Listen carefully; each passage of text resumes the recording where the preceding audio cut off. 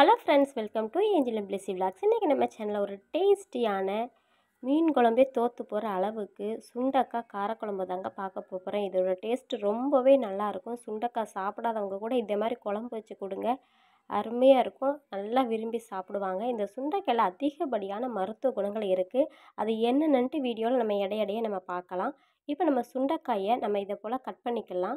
Cut பண்ணிவிட்டு நம்ம உரல், இஞ்சி அடிக்கிறதான உரல், அப்படி இல்லைன்னா பாத்திரத்தை வச்சு நம்ம இதை நல்லா தட்டி எடுத்துக்கணும். ஏன்னா சுண்டைக்காயில் இருக்கிறதான விதையை நம்ம அப்படியே விதையோடு சேர்த்து குழம்பு வச்சோன்னு வச்சுக்கோங்க, சிலருக்கு வயிற்று பிரச்சனை வர, வயிற்று வலி ஏற்படும். அதனால் நம்ம ஒரு 70% அளவுக்கு இதில் இருக்கிறதான விதைகளை நீக்கிட்டு தான் நம்ம சுண்டைக்காயில் நம்ம குழம்பு வைக்கணும்.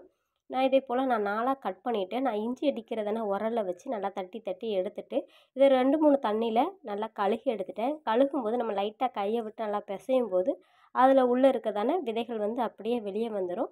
அதுக்கப்புறமா நாம் இதை குழம்பு பண்ண ஆரம்பிச்சிடலாம். இப்போ பாருங்கள், நான் கட் பண்ணிவிட்டு ஓரளவு விதை எல்லாத்தையுமே நான் நீக்கி எடுத்துட்டேன். ஒரு 100 கிராம் சுண்டைக்காயில் 22.5 மில்லிகிராம் இரும்பு சத்து, 390 மில்லிகிராம் கால்சியம், பாஸ்பரஸ் 180 மில்லிகிராம், இப்படி சத்துக்கள் இதில் அதிக நிறைந்து காணப்படுகிறது. மேலும் இதில் விட்டமின் சத்துக்களான vitamin A, vitamin C, vitamin E சத்துக்களும் இதில் அதிக அளவில் நிறைந்து காணப்படுது. இது உடலுக்கு மிகவும் ஆரோக்கியத்தை தரக்கூடியது. இப்போ பாருங்கள், நான் சுண்டைக்காய் கழுவிட்டேன். இந்த தண்ணியிலே பார்த்தா தெரியும், விதைகள் எல்லாம் ஓரளவு நீங்கியாச்சு. இப்போ நம்ம சுண்டைக்காய் குழம்பு பண்ண ஆரம்பிச்சிடலாம். இப்போ ஒரு பாத்திரத்தை நம்ம அடுப்பில் வச்சிடலாம். நம்ம சுண்டைக்காய் குழம்பு நல்லெண்ணெயில் செய்யும்போது சுவை ரொம்பவே நல்லாயிருக்கும். இப்போ நான் ஒரு 2 டேபிள் ஸ்பூன் அளவுக்கு நல்லெண்ணெய் சேர்த்துக்கிறேன். எண்ணெய் சூடானதுக்கு அப்புறமா 1 டீஸ்பூன் அளவுக்கு கடுகு சேர்த்துக்கலாம். கடுகு பொரிஞ்சதுக்கு அப்புறமா அது கூடவே ஒரு 1.5 டீஸ்பூன் அளவுக்கு நம்ம வெந்தயம் சேர்த்துக்கலாம். வெந்தய வாசனை அதிகமாக இருக்கும்போது இந்த புளிக்குழம்பு, காரக்குழம்புலாம் ரொம்ப நல்லாயிருக்கும். ஒரு 10 பல் பூண்டை சேர்த்துக்கிறேன். அது கூடவே ஒரு 200 கிராம் அளவுக்கு சின்ன வெங்காயத்தை 2 கட் பண்ணி இதோட சேர்த்துக்கலாம். சின்ன வெங்காயத்தில் காரக்குழம்பு வைக்கும்போது ரொம்ப நல்லாயிருக்கும். இப்போ வெங்காயத்தை நல்லா வதக்கிடலாம்.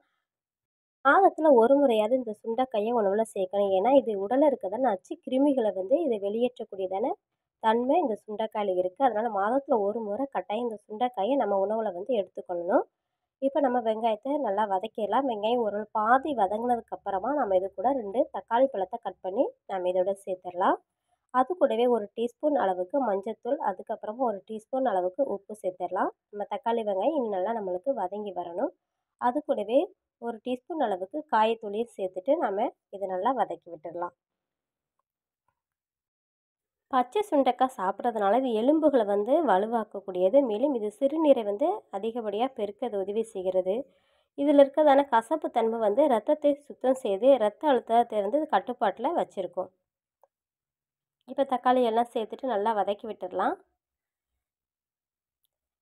தக்காளி எல்லாம் நம்மளுக்கு நல்லா வதங்கி வெந்து வரணும். அது வரைக்கும் நம்ம நல்லா வதக்கி விட்டுடலாம். அடுப்பு நம்ம மீடியம்லேயே வச்சுட்டு நல்லா வதக்கி விடுங்க. இந்த சுண்டைக்காய் உடலில் இருக்கிறதான சர்க்கரையின் அளவை இது கட்டுப்படுத்துகிறது. அதாவது ரத்தத்தில் இருக்கிறதான சர்க்கரையின் அளவை இது கட்டுப்படுத்துகிறது. மேலும் இரத்த குழாயில் கொழுப்பு படிவதை இந்த சுண்டைக்காய் தடுக்கிறது, பச்சை சுண்டைக்காய். இப்போ நாம் கழுவி சுத்தம் பண்ணி வச்சதான சுண்டைக்காயை இப்போ நாம் இதோட சேர்த்துடலாம். சேர்த்துட்டு இதை நல்லா வதக்கி விட்டுடலாம். சுண்டைக்காய் அந்த நல்லெண்ணெயிலேயே நல்லா சேர்ந்து நல்லா வதங்கி வரணும். நல்லா பாதியளவு நல்லா வெந்து வரணும். நம்ம தண்ணி விட்டு வேக வைக்க போகிறோம். ஆனால் அதுக்கு முன்னாடி எண்ணெயிலேயே ஓரளவு நல்லா பாதி அளவு வேகிற வரைக்கும் நம்ம நல்லா வதக்கி விட்டுடலாம். அப்போ தான் அது எண்ணெயிலே நல்லா வதங்கி சாப்பிடும்போது ரொம்ப நல்லாயிருக்கும், கசப்பு தன்மையும் இருக்காது. இப்போ ஒரு நல்லா வதக்கியாச்சு. வதக்கினதுக்கப்புறமா நம்ம இது கூட மசாலாத்தூள் நம்ம சேர்த்துடலாம். வீட்டில் அரைச்சதான குழம்பு மசாலா 2 டேபிள் ஸ்பூன் அளவுக்கு சேர்த்துக்கலாம். உங்களுக்கு வீட்டில் அரைச்சதான குழம்பு மசாலாத்தூள் இல்லைன்னா நீங்கள் 1 டேபிள் ஸ்பூன் அளவுக்கு தனி மிளகாய்த்தூள், அது கூடவே 2 டேபிள் ஸ்பூன் அளவுக்கு மல்லித்தூள் இது சேர்த்துக்கோங்க. காரம் அதிகமாக தேவைப்பட்டுச்சுன்னா நீங்கள் இன்னும் கொஞ்சம் கூட நீங்கள் தனி மிளகாய்த்தூள் கூட சேர்த்துக்கலாம். ஆனால் நம்ம வீட்டுக்கு அரைச்ச குழம்பு மிளகாய்த்தூளில் பண்ணும்போது இந்த குழம்பு ரொம்ப நல்லாயிருக்கும். இப்போ மசாலாவை சேர்த்துட்டு மசாலாவோடு இந்த சுண்டைக்காய் நல்லா வதக்கி விட்டுடலாம். வதக்கி விட்டுட்டு இப்போ நாம் இதை வேக வைக்க போகிறோம். அதுக்காக இது கூட நான் ஒரு 1.5 கிளாஸ் அளவுக்கு தண்ணீர் சேர்த்துக்கிறேன்.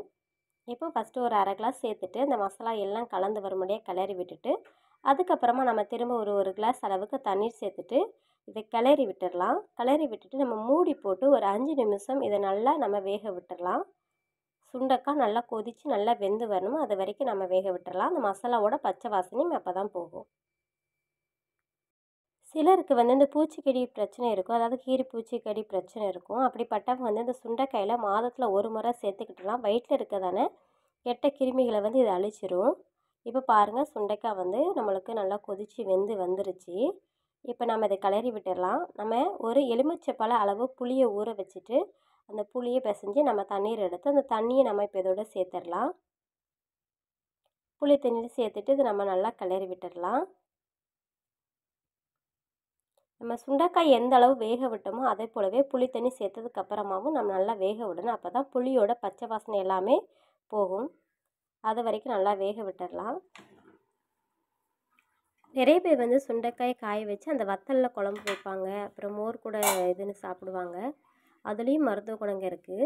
இப்போ நம்ம குழம்புக்கு உப்பு சரி பார்த்துட்டு தேவையான அளவு உப்பு சேர்த்துடலாம். சேர்த்துட்டு நல்லா கிளறி விட்டுடலாம். கிளறி விட்டு ஒரு 5 நிமிடம் மூடி போட்டு லோ ஃப்ளேமில் நல்லா வேக விட்டுடலாம். புளியோட பச்சை வாசனை போகிற வரைக்கும் நல்லா கொதிக்கட்டும். இப்போ நல்லா கொதிச்சதுக்கப்புறமா நாம் இது கூட கருவேப்பிலை தழை, மல்லித்தழை தூவி விட்டுடலாம்.